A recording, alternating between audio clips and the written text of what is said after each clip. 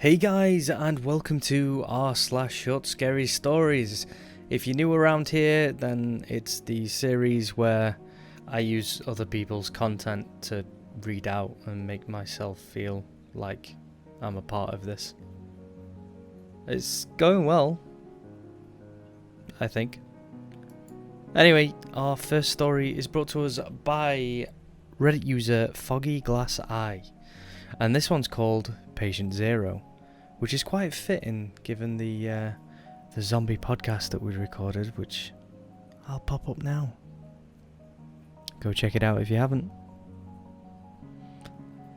It came shambling into town, aimless yet single-minded, mouth gaping open as its eyes searched for something to pursue. They wore a security uniform that was notable in the absence of a logo, of a name to connect them to any known company or organisation, making the concept of tracking down its origins an impossible task. For the facility it came from, that was rather the point.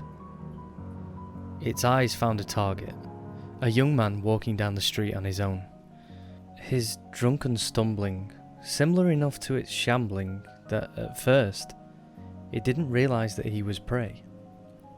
It quickened its pace, snarling hungrily, and lunged forward just as the man realised that something was behind him. The man held his hand up, and it bit into his arm, scraping a portion of flesh away with its teeth.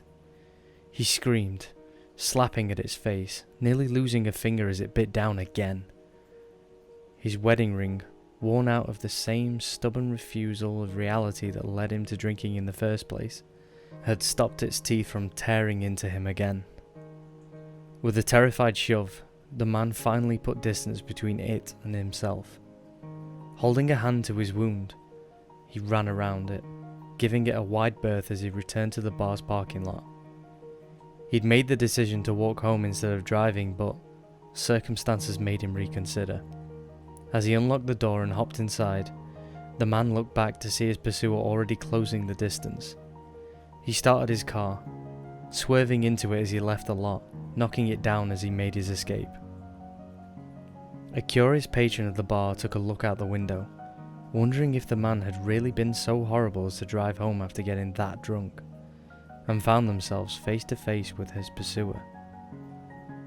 It looked battered, clearly now with a dislocated shoulder, but otherwise unfazed by the encounter with the front of the man's car. It pawed at the window, snarling again, biting thin air. The patron screamed, and as the bartender saw what was fogging up the window, she grabbed for the phone. The town was swarmed, the bar surrounded by the military within minutes. Helicopters and Humvees lined the sky and street like a plague, appropriately as green as the thing's rotting skin.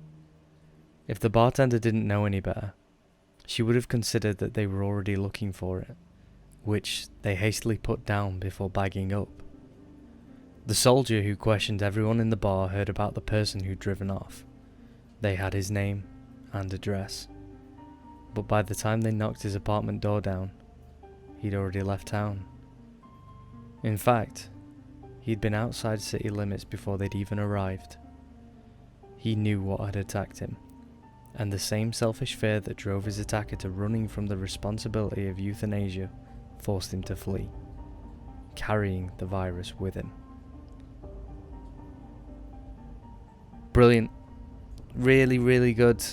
I found it a little bit difficult to read partway through, but overall, just a really, really good sort of zombie story with a nice ending to it. Leaves you thinking what else is going to go on. Quite relevant to today's times. I'm not going to go into the politics of the current virus that's going around and certain selfish people, but you know, everybody's got their own opinions, so we'll leave that one there. I'm gonna give that, given for the week it is, I'm gonna give that one a 5, just because it's zombie week on the Sleepy Talk channel. And if you go check out the podcast, then I might even give it a 6. So just let me know if you go check the podcast out from this video. So our next story is brought to us by user JTB685, I think I've read one of their stories before, so hopefully this is a good one, just like the last one that I can't remember, but you know, I don't think I've given anything less than a 3, so should be good. This one's called Twisted Sister. If not for the kennel with the giant 18 painted on its side in the driveway, Joe would have never found the place. The yard hadn't been mowed in years. Half the windows were boarded up or broken, and the roof looked ready to collapse. As he approached the front door, a frail old lady in a dressing gown pulled back the curtain and peered out the sidelight. Joe held up his tools. "Hello, Mrs. Thompson. I believe you've been having phone problems?" The old lady closed the curtain. Several locks clicked, then the door swung open. Yes, come in." Joe pointed towards the kennel. "Is there a dog inside?" "What? Oh, that. No, he's gone. My sister killed him. Come in." Picture frames hung askew in the dim hallway. Miss Thompson closed the door, then led Joe into an empty, dusty room.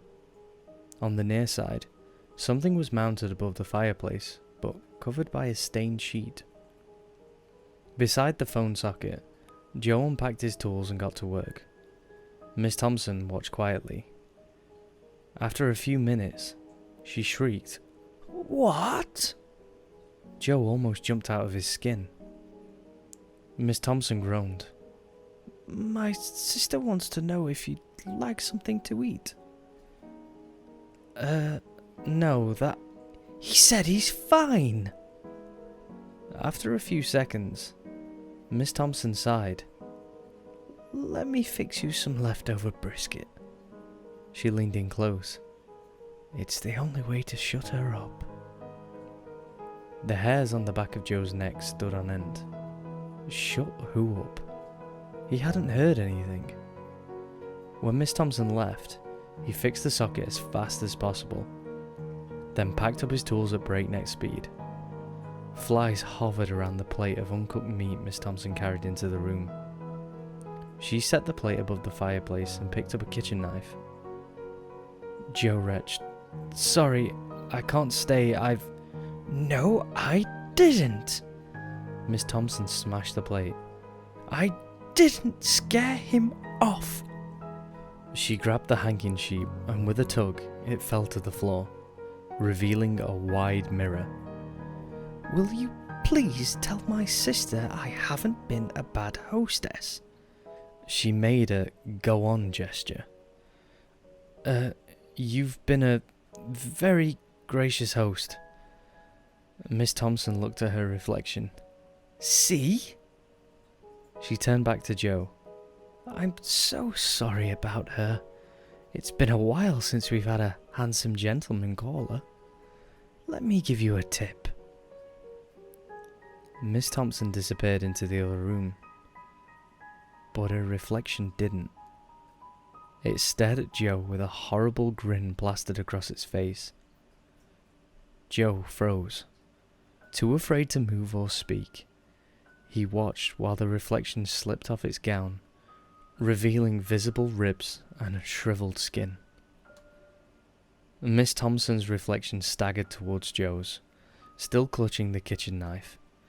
When the reflection stood nose to nose, Joe could taste a rancid warm breath. He backed up against the far wall. His legs buckled and he slid towards the floor. In the mirror, the reflection's withered hand extended the knife overhead, then thrust it downward.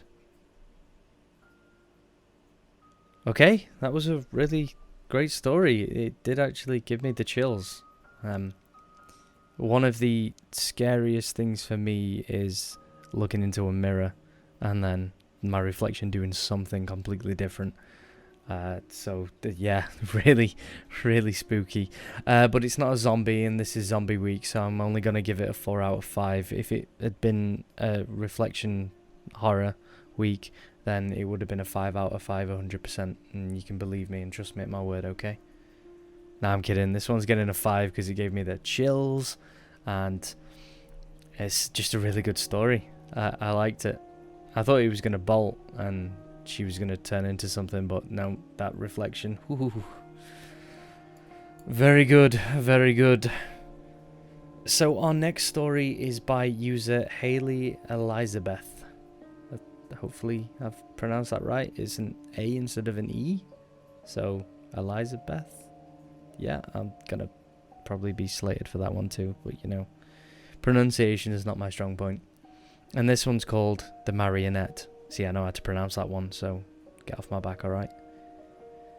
Once upon a time, an old carpenter lived alone in his cottage on the outskirts of a small town. Though he'd had a very successful career and was well liked around town, the old man had never married nor had any children. A fact which was his deepest regret.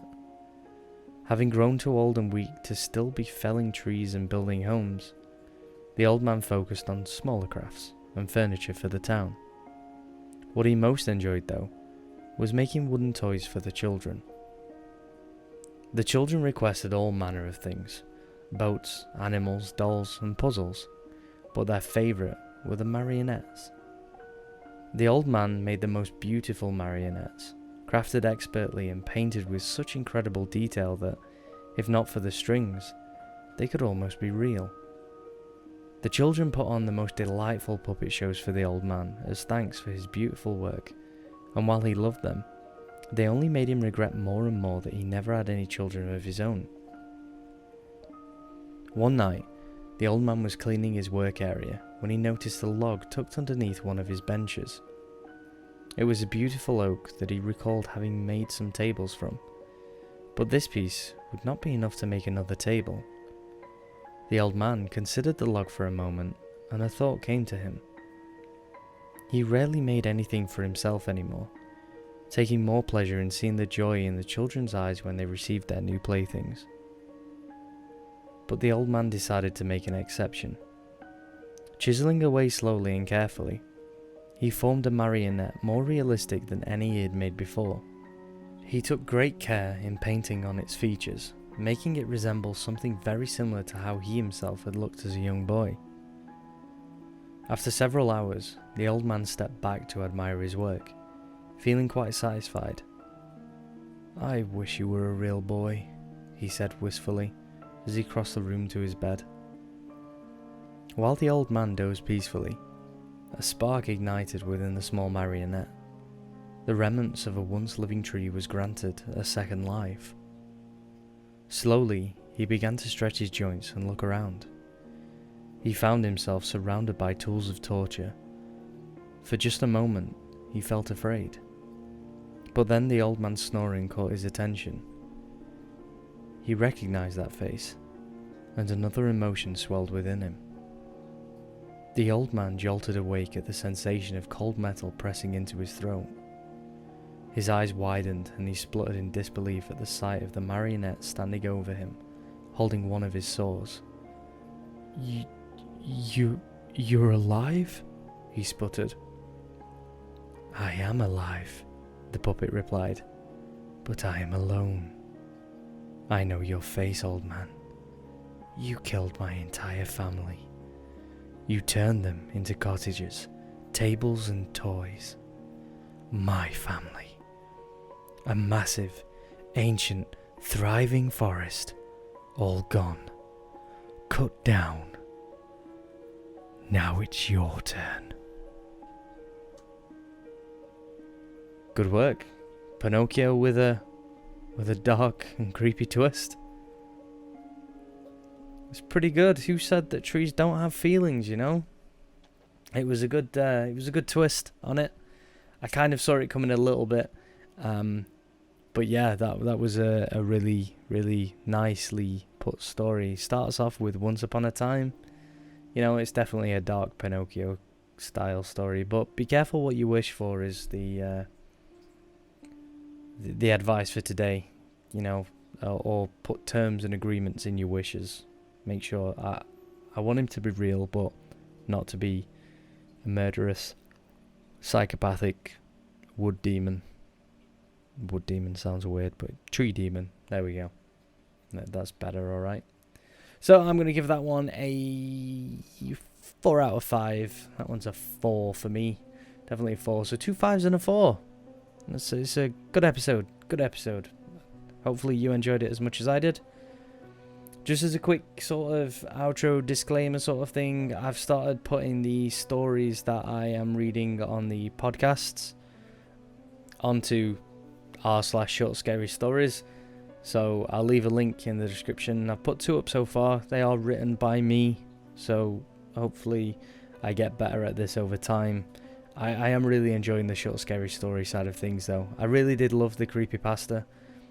But the short scary stories are just more my thing. I think I do enjoy a quick story and also being able to write them as well. I don't think I'd ever be able to write a full creepypasta because it's just too long and I'd have to think too much. So links in the description to that. Thank you so much for listening. If you can, check out the podcasts. We're also doing Among Us gameplay and we'll be doing another game very, very shortly. Whoever guesses it will get a pinned comment. So, thanks again and take care.